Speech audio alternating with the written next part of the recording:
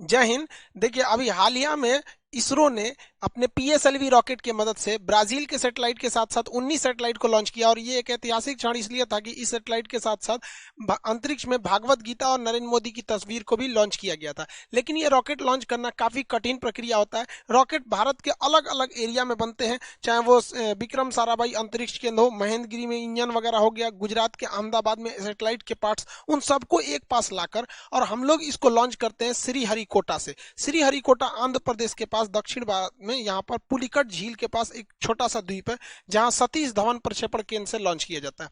इसे हम लोग लॉन्च करते हैं पश्चिम से पूरब दिशा की ओर। पश्चिम से पूरब इसलिए लॉन्च करते हैं कि पृथ्वी भी पश्चिम से पूरब घूम रही है, थोड़ा सा सपोर्ट मिल जाता है, तो इसे पश्चिम से पूरब दिशा की ओर लॉन्च किया जाता है। हमारे दो प्रमुख रॉकेट होते हैं, पीएसएलवी और जीएसएलवी। इनके टोटल हम लोग वर्क फंक्शन को समझते हैं। रॉकेट के जितने बड़े बड़े पार्ट्स होते हैं, चाहे उसके इंजन हो, उसका बूस्टर हो, ये अलग अलग जगहों पे बनता है और इसे ट्रक के माध्यम से हम लोग श्रीहरिकोटा ले आके एक जगह लॉन्च पैड पर रखते हैं, फिर इसे असेंबल किया जाता है। रॉकेट जो होता है कई टुकड़ों में होता है, इसे एक खड़ा असेंबल करने में बहुत टाइम लगता है। ये कई फीट 5-6 मंजिला इमारत के बराबर होता है। छोटा तो होता नहीं, आप इसे एक साथ रख सकते हैं। जैसे हम बात करें, ये रॉकेट के सपोज करिए कि ये टुकड़े हैं, इन्हें हमें एक के ऊपर एक जोड़ना है, तो हम यहाँ आराम से आप देख सकते हैं कि इस पे हम जोड़ दिए, तो हमारा हाथ यहाँ तक पहुंच गया तब ना जोड़ दिए। अगर ये 20 फीट का ऊंचा रहता, हमसे भी ऊंचा, तो नहीं जोड़ पाते। यही प्रॉब्लम हो जाता है इसरो के सैटेलाइट रॉकेट्स के साथ। इन रॉकेट को कई टुकड़ों में लाया जाता है और यहाँ रख के क्रेन के मदद से खींचा जाता है।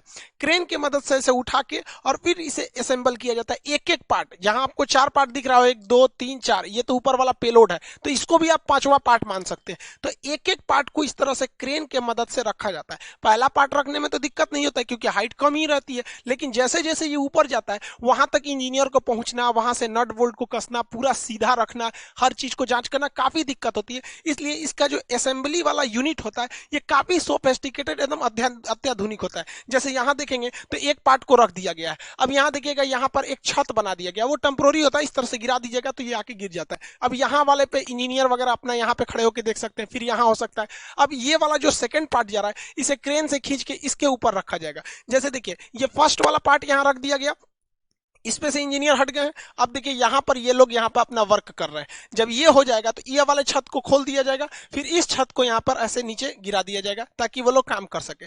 ये असेंबली यूनिट होती है, कई फ्लोर बाई फ्लोर होती है जिसमें जोड़ा जाता है। जैसे ये देखिए, यहाँ आपको दिख रहा होगा रॉकेट का एक नीचे वाला पार्ट है। कैसे? जैसे ये रॉकेट ऊपर में भी भूरा है, नीचे में भी ब्राउन कलर का है, तो ये ब्राउन वाला दिख रहा है, ये सेकंड पार्ट, एक पार्ट है जो उसके नीचे है। और ये जो फ्लोर बना है ये टेम्पोररी फ्लोर है, परमानेंट फ्लोर नहीं है, छत नहीं है। अब इसके ऊपर इसको रखा जाएगा क्रेन के मदद से, फिर ये लोग इसको अच्छे से ज्वाइंट करेंगे, फिर इसके ऊपर एक और पार्ट को रखा जाएगा। इस तरह से देखिए, एक यहाँ पार्ट है, यहाँ है, यहाँ है, यहाँ है, ऐसे करते करते जोड़ा जाता है। लेकिन ये जो छत देख रहे हैं ये ग्रीन कलर का, इसको हटना तो जरूरी है, पता चला यही रहेगा, रॉकेट उड़ाएंगे तो इसी में फंस के ब्लास्ट कर जाएगा, तो ये टेम्पोररी होता है। जब रॉकेट के सारे स्टेजेज को आपस में जोड़ लिया जाता है तो ये जो छत टाइप का बना था इसे फोल्ड करके हटा लिया जाता है। देखिए, ये फोल्ड करके हटा लिया गया और इसको एक बहुत बड़े ट्रेन टाइप का होता है जिसे हम लोग रॉकेट कार कहते हैं, इससे अब इसको आगे की ओर ले जाया जाता है। अब लॉन्च पैड की ओर ले जाया जाता है। यहाँ तो इसे असेंबल किया गया था, अब यहाँ से इसको लेके जाया जाएगा। ये था आपका असेंबली रूम। ये देखिए, ये सारे छत के पार्ट्स थे, अलग अलग थे, ये ऐसे खुल गए हैं। अब इसको इसी के मदद से लाया जाएगा। इसके अंदर ये असेंबल किया जा रहा था लेकिन वहां से लॉन्च नहीं किया जाएगा, इसके मदद से, इस कार के मदद से यहाँ लाके फिर इसमें इसको अटैच करके रखा जाएगा इस लॉन्च पैड में। इसरो के पास अभी फिलहाल में 2-2 लॉन्च पैड है। एक लॉन्च पैड से हो नहीं पाता था, इसलिए इसरो जो थी अपने असेंबली लाइन को, जैसे यहाँ देखिए एक असेंबली यूनिट यहाँ था, एक नया यहाँ बना दिया गया, 2-2 असेंबली यूनिट ले आके और लॉन्च पैड 2-2 रखे गए ताकि ले आने में दिक्कत ना हो, जल्दी से जल्दी और ज्यादा से ज्यादा मात्रा में सैटेलाइट को लॉन्च किया जा सके। इसरो के 2-2 लॉन्च पैड है, एक की असेंबली लाइन लॉन्च पैड के काफी करीब है और वहीं दूसरे की असेंबली लाइन देखिएगा तो लॉन्च पैड से काफी दूरी पर है। ये जो इसका जो सैटेलाइट कैरिंग कार होता है ये ट्रेन की पटरी पर चलता है, बहुत ही भयानक इसका लोड रोकने की क्षमता होती है, बहुत धीमी गति से लेकिन ये आगे बढ़ता है। बहुत तेज गति से आएंगे तो ये डिसबैलेंस होकर गिर जाएगा। रॉकेट की एक सबसे बड़ी समस्या है कि जब ये उड़ता है तो इसके नीचे से इतना थ्रस्ट निकलता है और इतना आग निकलता है कि ये रॉकेट खुद ही जल जाएगा, इतना ज्यादा मात्रा में रहता है। इसलिए इसमें थ्रस्ट निकलने के लिए नीचे एक कैनाल बना दिया जाता है, गड्ढा, और यहां देखेंगे तो यहाँ आपको सुराख मिलेगा, छेद। तो इससे जब रॉकेट का जो आग निकलेगा वो नीचे चला जाएगा और ये इस साइड से आग निकलेगा। नहीं, अगर ये छेद नहीं बनाएंगे या ये गड्ढा नहीं बनाएंगे तो यहीं पर इतना आग लग जाएगा कि लॉन्च पैड सहित यही जल सकता है। यहाँ देख सकते हैं आप आराम से कि इसमें जो सुराख था इसका जितना थ्रस्ट है इसमें गया और इस साइड से, दोनों साइड से निकल रहा है। तो ये कैनाल बनाना जरूरी है, वरना ये अपने में थ्रस्ट करके मर जाएगा, वहां पे ब्लास्ट करके, मतलब ये खुद ही जल जाएगा। यहाँ नीचे गिरा और इस तरह से दोनों डायरेक्शन में हट गया, या ये इस डायरेक्शन में जाता है ताकि वो ज्यादा से ज्यादा आग को अलग डायरेक्शन में फैला सके। जब सैटेलाइट को लॉन्च पैड पे रखा जाता है तो इसमें जितने सेंसर वगैरह होते हैं वायर से ये लोग कनेक्टेड किए रहते हैं। इसमें जितनी चीजें होती हैं ये कनेक्ट करके रखी गई रहती है। जब काउंटडाउन, उल्टी गिनती चालू होती है 48 घंटा पहले से, अगर इसमें भी कोई गड़बड़ी पाई जाएगा तो यहीं पे रोका जा सकता है, और अगर गड़बड़ी नहीं पाई गई तो रॉकेट को लॉन्च कर दिया जाता है। लेकिन समस्या क्या होती है, जो इसमें फ्यूल रखा जाता है तो जो फ्यूल रहता है उसे बहुत ही कम टेम्परेचर पे रखा जाता है और 2 दिन पहले ही इसकी पूरी तरह तैयारी कर दी जाती है। तो इसे धूप में छोड़ने से क्या होता है, उसका टेम्परेचर बढ़ सकता है, अंदर रिएक्शन वगैरह हो सकता है। इसलिए इसके बाहर एक इंसुलेटर की परत लगा दी जाती है। देखिए, एक परत लगा दिया जाता है इंसुलेटर की इसके चारों ओर बाहर में, ताकि जो फ्यूल है वो हीट उस पर ना मिल सके। और जब ये लॉन्च करता है तो यही टुकड़ा नीचे गिरने लगता है। तो आप जब भी देखेंगे सैटेलाइट लॉन्च करते समय ये टुकड़े बाहर गिरते रहते हैं। ये फ्यूल को रोकने के लिए इंसुलेटर होता है जो हीट को अंदर जाने नहीं देता है। रॉकेट जब जमीन से ऊपर जाता है तो ये न्यूटन के तीसरे नियम पे काम करता है। ये थ्रस्ट धकेलता है और ये ऊपर जाता है। लेकिन आपको पता है कि पृथ्वी का अपना गुरुत्वाकर्षण क्षमता होती है, ये किसी चीज को अपनी ओर खींचती है। आप पृथ्वी से जितना ज्यादा करीब रहेंगे वो उतना ज्यादा खींचेगा। इसलिए रॉकेट को सबसे ज्यादा ताकत की जरूरत होती है तब जब वो जमीन छोड़ रहा होता है, क्योंकि वो पृथ्वी के करीब है। आप पृथ्वी को छोड़ के ऊपर जाएंगे या नीचे जाएंगे, जी की वैल्यू घटती है। ये फिजिक्स के चैप्टर में पढ़ाए थे हम आपको, गुरुत्वाकर्षण वाले चैप्टर में।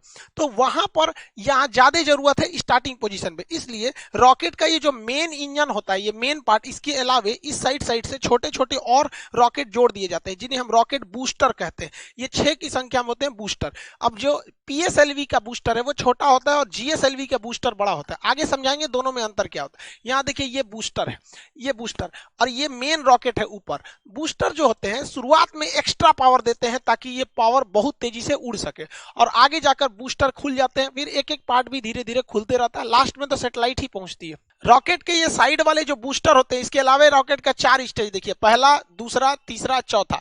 ये ऊपर वाला ये होता है, इसे पेलोड भरा होता है, इसी को हम लोग बोलते हैं प्रोटेक्टिव केसिंग। ये ढक्कन के समान होता है। इसी ऊपरी भाग में हम लोग सैटेलाइट को रख के या जिस चीज को लॉन्च करना है उसको इसमें रख के भेज देते हैं। अब देखिए, ये ऊपर वाला जो सैटेलाइट केसिंग होती है, देखिए साइड साइड में ये हिस्सा है, इसी के अंदर हम लोग सैटेलाइट को रखे हैं। सैटेलाइट को रखने के बाद इसको जब ढक देते हैं तो ये पूरी तरह से बंद हो जाता है। जो रॉकेट का ऊपरी भाग देखते हैं ये खुला हुआ रहता था, यही वाला हिस्सा है। देखिए, ये एक साइड में इधर खुला हुआ है, एक साइड में इधर खुला है, बीच में इसको बंद कर दिया जाता है। तो ये रॉकेट का बीच में बंद कर दिया गया। तो ये जो होता है उसका प्रोटेक्टिव केसिंग होता है, इसी के अंदर सारे रॉकेट को भरे गए रहते हैं। इस बार जैसे देखिए, जैसे रॉकेट जाता है तो ये प्रोटेक्टिव केसिंग खुल जाता है, इसके अंदर सैटेलाइट होते हैं।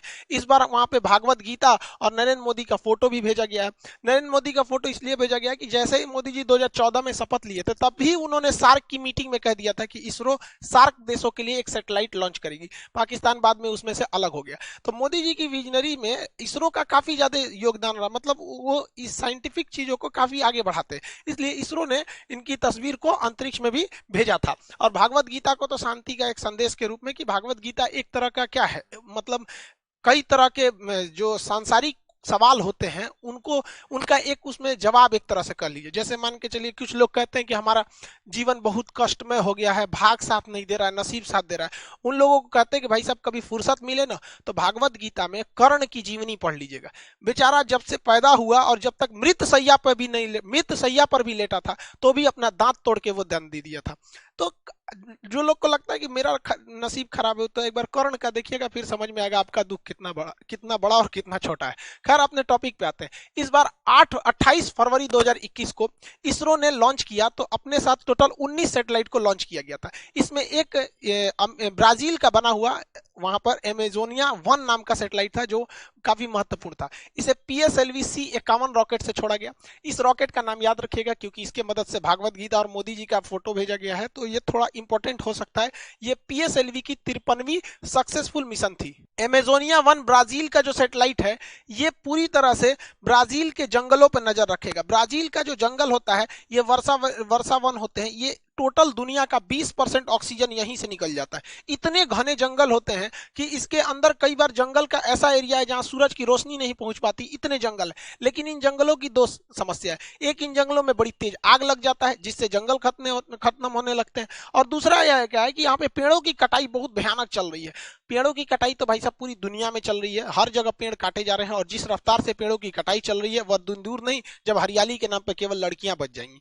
तो इसके लिए जो ब्राजील है वो एमेजोनिया 1 नाम का सैटेलाइट लॉन्च कर रहा है ताकि वो अपने जंगलों पर नजर रख सके। भैया जरूरी भी है, पूरी दुनिया का फेफड़ा कहा जाता है ब्राजील के जंगलों को। इसमें 19 सैटेलाइट थे जिसमें एक एमेजोनिया 1, दूसरा महत्वपूर्ण था सिंधु नेत्र। ये भारत ने छोड़ा था। ये समुद्री क्षेत्र पर निगरानी के लिए किया गया क्योंकि घुसपैठ वगैरह न हो। आप याद कीजिए अजमल कसाब जैसे जो घुसपैठ हुए थे छोटे मोटे जहाजों से, इस वजह से वो समुद्री एरिया में किसी भी संदिग्ध जहाजों पर इस सैटेलाइट से नजर रखा जा सकता है, क्योंकि वो जो टेररिस्ट वगैरह जो घुसते हैं या स्मगलर जो ड्रग्स वगैरह का करते हैं उन्हें लगता है कि नहीं यहां से तो कोई मतलब नौसेना की जहाज नहीं है, तो कितना बेहतरीन कोऑर्डिनेशन हो जाएगा। जैसे मान के चलिए नौसेना ने कहा कि भैया इस एरिया में मेरी जहाज नहीं है, तो सैटेलाइट से उस एरिया पे ज्यादा नजर रखा जाएगा, और जिस एरिया में नौसेना अभी पेट्रोलिंग पे है तो उस एरिया के सैटेलाइट पे उतना फोकस नहीं किया जाएगा। देखिए इसरो जो है इंडियन स्पेस रिसर्च ऑर्गेनाइजेशन, इसका काम केवल है कि रॉकेट बनाओ और उसको सैटेलाइट बनाओ, दोनों को लॉन्च करो। लेकिन इसमें एक कमाई का भी जरिया हो सकता है। विदेश के लोग जो है, बहुत सैटेलाइट बनाना बहुत मुश्किल का काम नहीं है, लेकिन रॉकेट बनाना बहुत मुश्किल काम।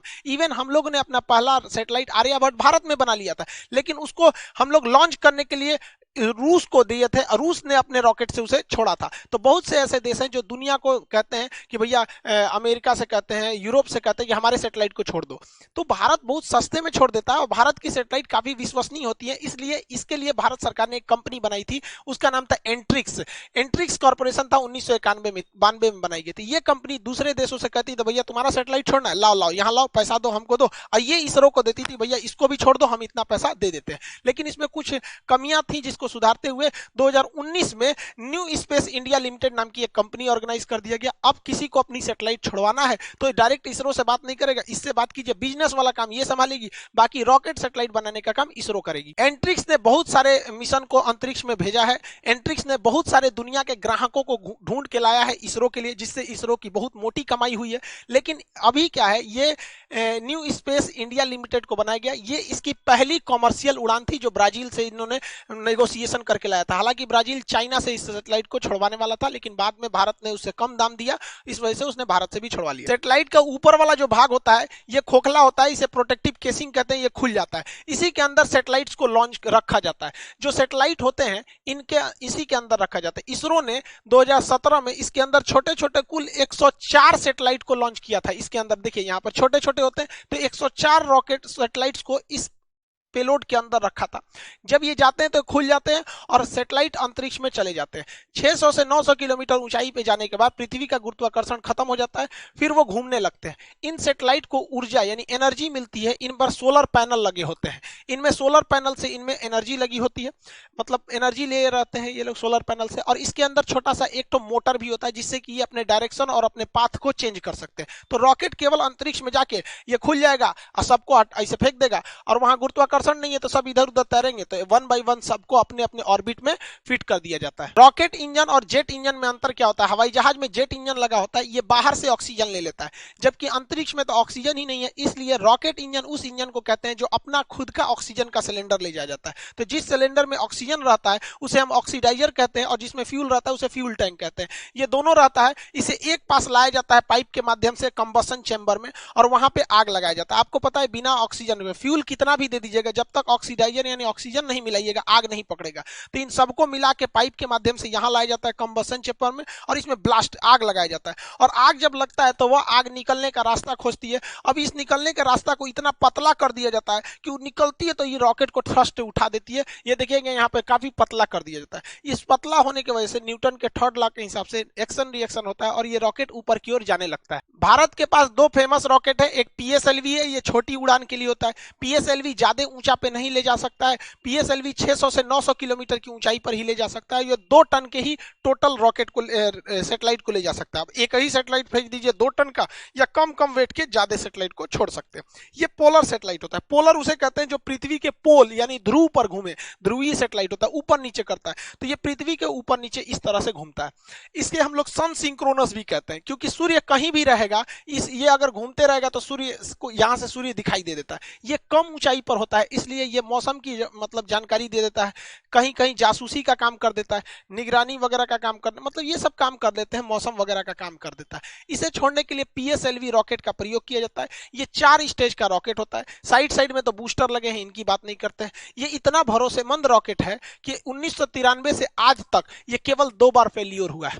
एक तो शुरुआत में ही फेलियर हो गया, और एक बार बाद में थोड़ा सा 2013 के पास आके थोड़ा सा फेलियर हो गया था। लेकिन उसके बाद आज तक ये दुनिया में सबसे ज्यादा एक्यूरेसी इसी सैटेलाइट का है। इसी ने चंद्रयान 1 दिया, इसी ने चंद्रयान 2, इसी ने मंगलयान भेजा, इसी ने एक साथ 104 सैटेलाइट्स को लॉन्च किया। बहुत भरोसेमंद है। इसके 4 स्टेज है, पहला सॉलिड, फिर लिक्विड, फिर सॉलिड, फिर लिक्विड, यानी सॉलिड लिक्विड सॉलिड। तो इस तरह से व्हाइट कलर वाला सॉलिड है, इसमें लिक्विड फ्यूल भरा गया है। देखिए सॉलिड फ्यूल जो होता है वो कंट्रोल नहीं हो पाता है। दिवाली का जो रॉकेट होता है उसमें सॉलिड फ्यूल होता है, बारूद भरा होता है, मारिए धस एकदम सीधे उड़ जाता है, वो कंट्रोल नहीं होता है। लेकिन पृथ्वी के अलग अलग वातावरण में स्पीड अलग चाहिए, पावर अलग चाहिए, इसलिए अलग अलग स्टेज लगाए जाते हैं। लिक्विड वाला जो स्टेज होता है वो अच्छा माना जाता है, क्योंकि आपके कंट्रोल में रह सकता है। जो सॉलिड वाला हिस्सा होता है उसमें फ्यूल के रूप में हाइड्रोक्सी टर्मिनेटेड पॉलीब्यूटाडाइन का प्रयोग किया जाता है। जो लिक्विड वाला हिस्सा होता है, इंजन लिक्विड का जो पार्ट होता है, उसमें हम लोग जो प्रयोग करते हैं, इसमें लिक्विड वाले में एसिमेट्रिक डाइमेटाडाइन हाइड्रोजाइन का प्रयोग करते हैं, उसके साथ साथ नाइट्रोजन ऑक्साइड का प्रयोग किया जाता है। तो सॉलिड में ये, लिक्विड में ये, फिर ये सॉलिड, फिर लिक्विड। ये तो प्रोटेक्टिव केसिंग है, इसके अंदर सैटेलाइट लगे रहते हैं। यही रॉकेट है। रॉकेट एक बार गया, इस सैटेलाइट को लॉन्च किया, बाकी ये हिस्सा अंतरिक्ष में तैरते रहता है, जिसे अंतरिक्ष कचरा के नाम से जानते हैं। कभी कभी देखते होंगे सैटेलाइट की लॉन्चिंग टाल दी जाती है। क्या होता है कि जो सैटेलाइट को छोड़ने का रास्ता था उसी में कोई कचरा वगैरह आ जाता है, तो उसको टकराने का डर रहता है, इसलिए उसके लॉन्च को डिले कर दिया जाता है। दूसरा जो सैटेलाइट है वो होता है GSLV, geo synchronous satellite launch vehicle. ये जो होता है ये बहुत ही पावरफुल होता है। इसका एक तो सॉलिड हो सकता है, लेकिन यहाँ वाला जो हिस्सा होता है ये इसमें क्रायोनिक इंजन होता है। ये बहुत ही टफ टेक्नोलॉजी है क्रायोनिक इंजन, इस पर अलग वीडियो बनाएंगे, क्रायोनिक इंजन पे समझा देंगे। ये सैटेलाइट पोलर की तरह ऊपर नीचे नहीं घूमता है, बल्कि ये इस डायरेक्शन में घूमता है। पोलर सैटेलाइट जो था वो केवल 600 से 900 किलोमीटर की ऊंचाई पर घूम रहा था, ये 36,000 किलोमीटर की ऊंचाई पर घूमता है। और इसकी खासियत क्या होती है, जब कोई चीज पृथ्वी से 36,000 किलोमीटर की दूरी पे कर देंगे तो इसको पृथ्वी का चक्कर लगाने में उतना ही समय लगेगा जितना पृथ्वी अपना एक चक्कर लगाने में कर दे, यानी ये पृथ्वी के साथ साथ घूमने लगेगा। यानी अगर आपने एक किसी सैटेलाइट को इस कक्षा में भेजा है और इसको सेंटर्ड कर दिए कि दिल्ली पर घूमे, तो जितना तेजी से पृथ्वी घूमेगी, यानी पृथ्वी 24 घंटे में एक चक्कर लगाती है, तो ये जियो सिंक्रोनस सैटेलाइट भी 24 घंटे में एक चक्कर लगाते हैं। यानी अगर इसको भेजने के टाइम आप इसे जिस शहर के ऊपर सेट कीजिएगा, ये हमेशा उसी शहर के ऊपर अपनी नजर गड़ाए रखेगा। इसलिए ये मिलिट्री के यूज में बहुत ज्यादा आ जाता है, लेकिन ये काफी दूरी पर होता है। इसको छोड़ने वाला रॉकेट भी खतरनाक होता है, GSLV, geo synchronous satellite launch vehicle. Bharat के पास दुनिया के सबसे आधुनिकतम सैटेलाइट लॉन्च व्हीकल है। सैटेलाइट भी है हमारे पास, पीएसएलवी है छोटी उड़ान के लिए, और ये बाहुबली है जीएसएलवी, ये दुनिया में सबसे खतरनाक अभी है। आज इसरो का लोहा पूरी दुनिया मानती है, जबकि इसी इसरो के ऊपर एक वक्त था जब दुनिया हंसती थी, जब इसरो के वैज्ञानिक जो थे वो साइकिल पे अपने रॉकेट को ले गए थे। ये नारियल के पेड़ में बांध के रॉकेट उड़ाए थे। इनके पास आज की तरह इतनी बड़ी क्षमता नहीं थी। तब रूस, अमेरिका, ब्रिटेन और यूरोप जैसे देश भारत को देखकर हंसते थे और ये कहते थे कि ये दुनिया का एकमात्र देश है जो बैलगाड़ी से सैटेलाइट को लॉन्च करता है। भाई साहब, हम हिंदुस्तानी हैं, ठान लेते हैं ना तो पहाड़ चीर देते हैं। ये अंतरिक्ष क्या चीज होता है यहाँ पर, इसलिए कभी भी भारतीयों को अंडर एस्टिमेट नहीं करना चाहिए। यहाँ किसी का एक बार अगर ये लोगों चैलेंज ले लिया ना, फिर ये कुछ भी कर सकते हैं। हमें नाज है अपने इसरो के साइंटिस्ट के ऊपर। हम यही उम्मीद करते हैं कि दिन दुनी इसरो और आगे बढ़ते जाए, ताकि हम भारतीयों का सीना गर्व से चौड़ा हो सके। आई होप आप समझे होंगे जीएसएलवी और पीएसएलवी में अंतर और रॉकेट के स्टेजेस को। मिलेंगे नेक्स्ट क्लास में। जय हिंद।